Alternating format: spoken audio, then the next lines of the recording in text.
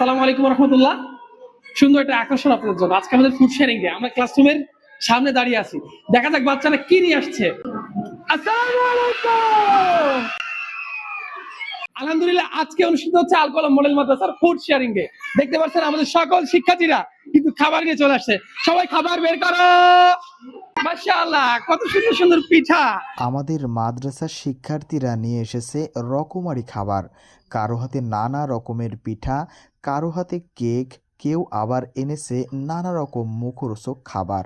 প্রতিটি খাবারের মধ্যেই যেন মিশে আছে আনন্দ, আন্তরিকতা, একতা আর ভালোবাসা। সবাই খাওয়ার আগে বিসমিল্লাহ বলবেন। কি করবেন?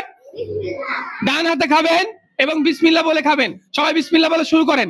শিক্ষার্থীরা তাদের খাবারগুলো উপভোগ করছিল আনন্দের সঙ্গে।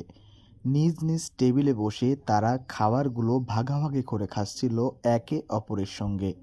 দেখতে খুবই আনন্দদায়ক, আর সবাই যেন একসাথে এই আনন্দ ভাগাভাগি করছে।